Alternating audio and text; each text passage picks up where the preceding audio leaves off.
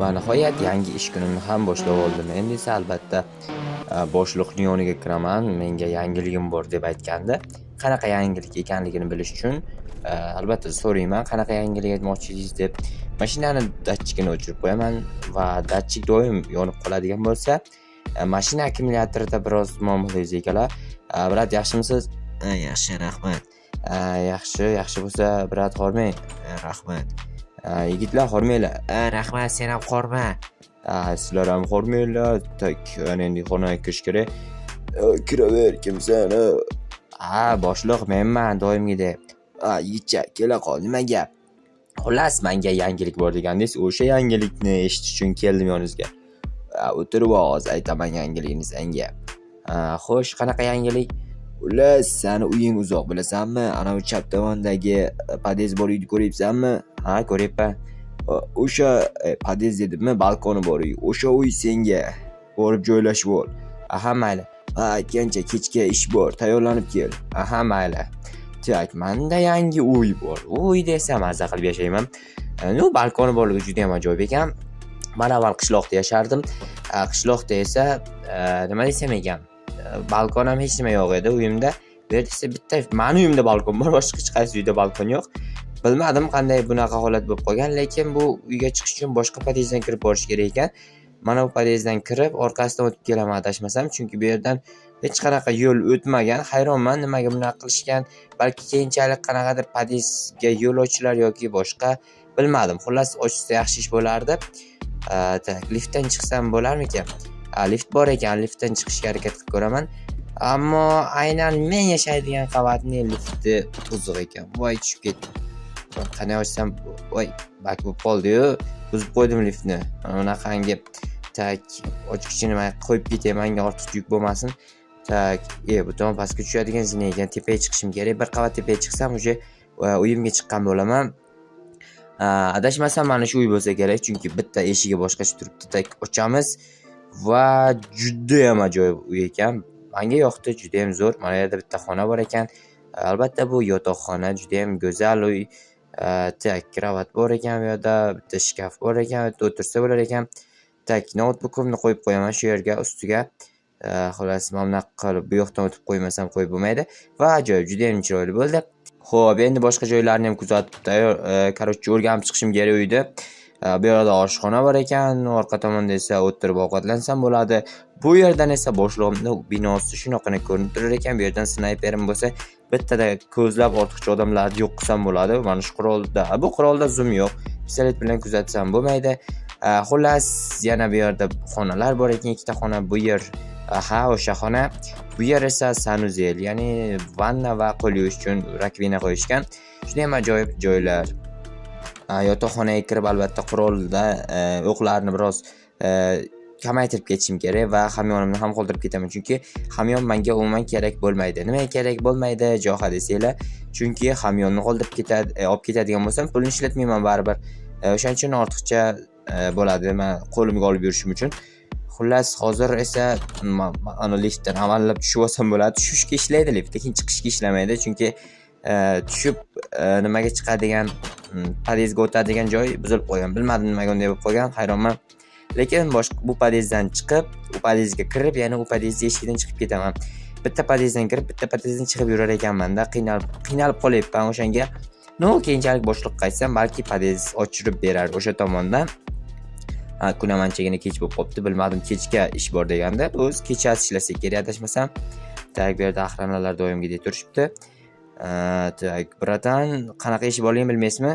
Yo'q, menga aytishgan yo'q, to'g'ri aytsam, kutib tur, shu yerda hozir chiqadi boshliq. Aha, mayli. Tak, kutib tur deyishdi. Uni kutib turamiz, farqi yo'q bizga. Wow, motori dahshat ekan Cobalt bo'lgani bilan, lekin Cobalt to'g'risini aytsam menga umuman yoqmaydi. Motori zo'r bo'ladimi, boshqasi zo'r bo'ladimi, baribir Cobalt musorligicha qolaveradi men uchun. Tak, nima qilsam ekan? Bagajini ham bitta tekshiray chiqani. Bagajda yuk olib yursam bo'lar ekan, ammo unchalik katta bagaj emas ekan. Boshliq kelyapti. Boshliq, qayerga ish bor va nima ish qilamiz? Ortimdan yur. Xullas, ketdik. Piyoda boramizmi? Ko'p uzoq emas, piyoda boramiz. Yur. Ketdik, mayli, farqi yo'q menga. Davayte borsa boraveramiz. Xullas, yigitlar, orqamdan kelinglar. Jo'xa, sen snayper bilan tepaga turib kuzatsan ularni, tushundingmi? Menda snayper yo'q-ku. O yigit, snayperni ber bunga, Jo'xaga. Mana, xo'sh, tak snayperni oldim. Menga yo'q snayper. Bo'ldi, sen tepadan kuzatsan. Agar biror muammo bo'ladigan bo'lsa, o'zing hammasini yo'q qilasan. Biz esa bu yerda savdoni amalga oshiramiz. Mayli. Qanaqa savdoligini bilmadim-ku, lekin men tepada snayper bilan kuzatish juda ham zo'r ish bo'ldi men uchun. Eng dahshat ishni menga berishdi. O'zi shunaqa ishlarni yoqtiraman, ya'ni tepadan turib nimalarnidir kuzatishni va nimalarnidir qilishni xullas.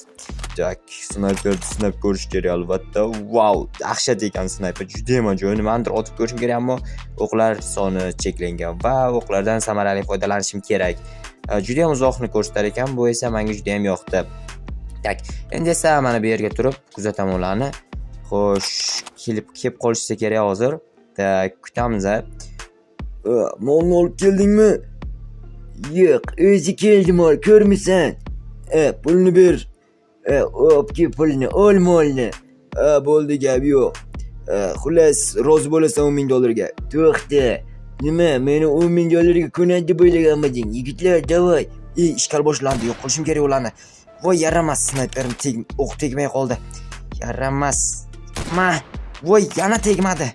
Oy, nima qilsam bo'ladi? Mana qurol tushib ketdi qo'limdan. Shu qurol bilan o'z yo'q qilaman. Menimcha ular men ortimdan kelishadi. Chunki nima keldi mana. Voy, yaramas. Yaxshi, yana bitta ortidan bor edi, adashmasam. Keldi mana.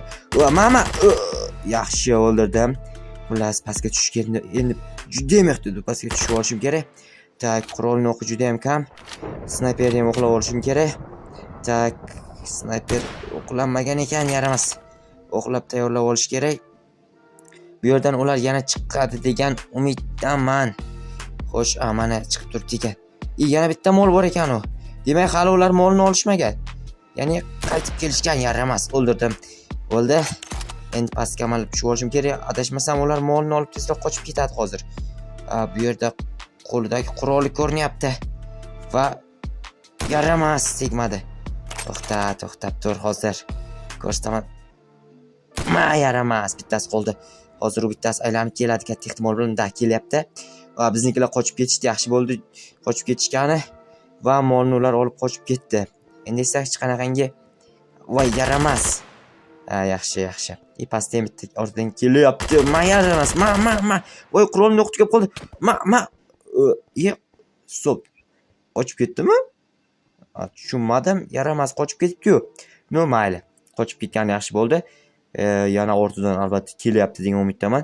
Chunki ular juda ham katta mafiyaga o'xshaydi va qurollarimni barchasini o'qqa to'ldirib olishim kerak. Katta urush bo'lib ketmasdan oldin o'zimni himoyalashga tayyor bo'lishim kerak. Xullas, pastga amallab tushib olsam. Xo'sh. Hech kim yo'q hozircha. Keyinchalik kelib qolishmasa, snayperni olamiz. Chunki uzoqdan kelib qoladigan bo'lsa, ularni o'ldirishim osonroq bo'lishi kerak. Snayperni o'qlab olaman. Xo'sh, tak bo'ldi. Snayperda o'q bor. Voy, nima edi u? Nimadir paydo bo'lganday bo'ldi, lekin mana bu yerda bittasi turibdi ekan. Yaramas. Xo'sh, ish yaxshi bo'ldi. Boshliq kelganmi? Boshliq xonasidan chiqishingiz mumkin bemalol. Mayli. Xo'sh, endi boshliqning xonasiga kirib, nima bo'lganini va ishimiz o'xshagan yoki o'xshamaganini va men qanaqangidir balki nimagadir ega bo'lib qolarman, balki maqtar meni. Ker, Jo'xa keldingmi? Ker deyapman. Mana kelyapman. Yigitcha, pul ber Jo'xaga. Qanaqa pul? Olganda aytaman, avval pulni ol. Sen chiqib ket, Jo'xa bilan gaplashib o'tiraman. Xo'p, mayli. Nima uchun menga pul berdingiz? Ishingni yaxshi qilding, juda ham ajoyib ishlading. Bu molni o'zi nimaga oldingiz buncha pulga? To'g'risini aytsam, bu bir tug'ganda 10 ta tug'adigan qo'y. Juda ham ajoyib, serhosil qo'y. Bitta qo'yni uyingizda saqlayapsizmi? Nima qildi? Bu juda ham zo'r qo'y. Hozir buning narxi $10,000 bo'lsa, 1 yildan keyin bundan-da yuqori bo'ladi. Tushunmaysanmi sen? Bu biznes bu. Sen aqlingni ishlatishing kerak bu uchun. Xullas, sen uyingga borib damingni ol. Ertaga yana ish bor. O'sha ishni ko'ramiz. Mayli, undan men ketsam bo'ladi. Bemalol ketaver. Xullas, ish bo'lsa senga aytaman. Tushunarli. Men esa bir ikkita patronlar olmasam bo'lmaydigan magazinlar, chunki qurollarning magazini tugab qoldi va ko'proq magazinim bo'lsa, hech qanaqangi muammoga duchor bo'lmayman. Ya'ni любой jang bo'lib qoladigan vaziyatda qurolimni o'qi yetarli bo'lsa, любой odamga qarshi kurashib ketaveraman. Tak snayperdan 3 ta yetadi va to'pponchani o'qidan 3 ta olaman. O'zimda bitta bor, 4 ta bo'ladi va juda ham ajoyib bo'ladi.